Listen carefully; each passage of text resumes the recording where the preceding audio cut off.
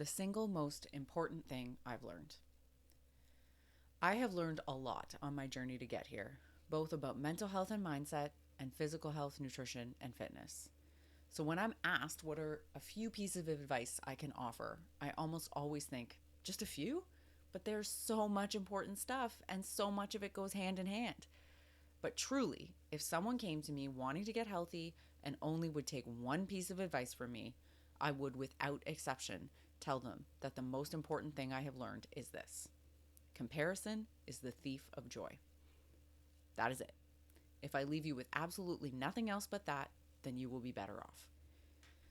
Why is this the most important thing? Think about it. Have you ever done something you thought was great, but then saw someone else do something a little flashier and been left feeling like what you did really isn't even good enough? Or been extremely happy with your results on something you've been working really hard on, only to see someone else get slightly better results and then feel like all your hard work was pointless? I can give you a million examples like that. How about following a personal trainer's exact what I eat in a day meal plan, but were left wondering why you didn't lose any weight? Or gotten dressed for a party and were absolutely feeling your look, but got there and saw someone else rocking a whole different vibe and suddenly felt like you missed the mark? Accomplish something huge for you only to have someone dismiss it and brag about someone else's achievements instead? Here's why comparison doesn't work. No one can possibly have all the same conditions as you do, starting right from genetics and going all the way through life experience, family situation, natural strengths and weaknesses, personal interests, age, socioeconomic status. Actually, I couldn't possibly go all the way through what can be different about us because the list goes on and on. Even what bacteria you've been exposed to has been shown to have a massive impact on an untold number of bodily functions. It's mind boggling. But when we're making comparisons, we only see the similarities because it makes it easy to make sweeping assumptions. If she can, then I must be able to, and if I can't, then something is wrong with me. More on this absolutely torturous thinking another week. When I started running, I actually hated running. I was convinced I had never been any good at it as a kid, when I never tried for more than a minute and found approximately 1,286 reasons why I couldn't participate in gym, and that it was a fate worse than death. But I wanted to set a fitness goal that I had to stick to because if I didn't, I wouldn't be able to accomplish what I publicly said I would do. So 1 year, at the end of March, I signed up for a half marathon that took place near the end of October.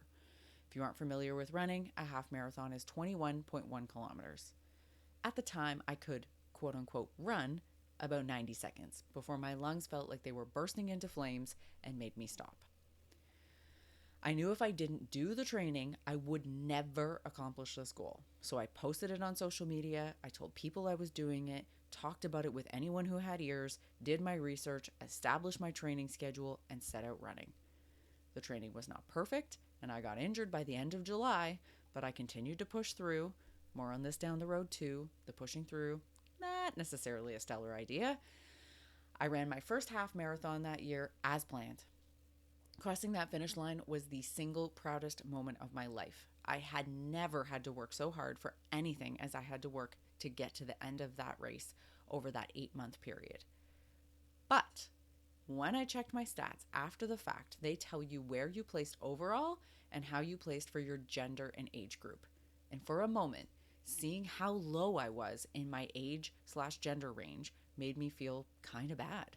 Completely forgetting that 8 months before this, I would have struggled to walk 21 kilometers, never mind run it, and I was injured. In that moment, I was less proud of what I did because I was comparing it to what a giant group of women I didn't even know had done. I knew absolutely nothing about how long they'd been running, what their nutrition was like, if they were genetically more predisposed to running, nothing. Yet I let it taint what I had worked my ass off for nearly a year. And for what? Who else cared about where I was in those standings other than me? No one.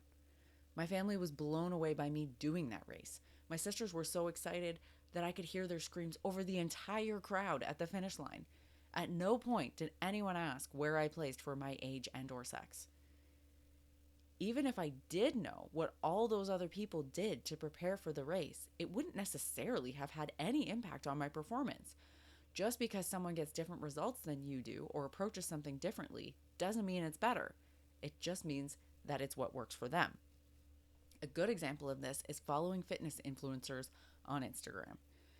Just because they drink tart cherry juice for post workout recovery and swear by their percussive massage gun doesn't mean that you also need those things or that they will get you better results. Those people work out for a living and are often paid to promote products. Literally, they spend their time coming up with content and working out. They move a lot, and the required nutrition and recovery measures they take to stay able to do that are big commitments. If you worked out an hour each day but have a desk job, you probably don't need the added calories of juice or to spend your very hard earned dollars on massage guns for the minor recovery benefits that they may provide you. Not to say that they might not be beneficial, they might, but they aren't going to make or break your progress, and they're far from necessary for most of us. Most people are better served focusing on eating nutritious whole foods, getting enough protein, sleeping, stretching, and taking appropriate recovery days.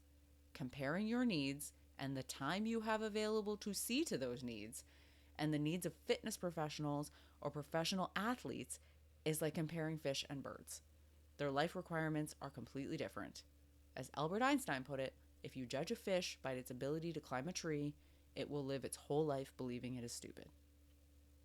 So the next time you start to feel less than because you're seeing someone else do something quote unquote better or different than you, take the time to ask yourself if what you're seeing is the whole picture. Are you happy with what you're doing? Is what they're doing maybe based on their circumstances being very different from yours? Did you even care about how your performance compared to anyone else's before you knew what they were doing? Are you willing or able to do what they did to get to where they are? Or most importantly, if you were happy with yourself and what you had going on before, does it really matter what anyone else is doing that differs? I can tell you for certain that most of the time it doesn't. This is not to say that we can't draw inspiration from others. We absolutely can. But there's a big difference between being inspired by someone or something and making comparisons to it. Such a big difference, in fact, that I'm going to do a whole other post about that next week. No one is perfect. We all have flaws and insecurities, and you might be surprised to find that someone you feel inadequate next to actually feels the same beside you for different reasons you haven't even thought of. But when you are trying to be someone else, it will never be enough because there is always someone else to be. Stop trading your successes, your magic, your laughter, your blood, sweat, and tears, your joy for an intangible that can never be fulfilled. There is no comparison. You are one of a kind.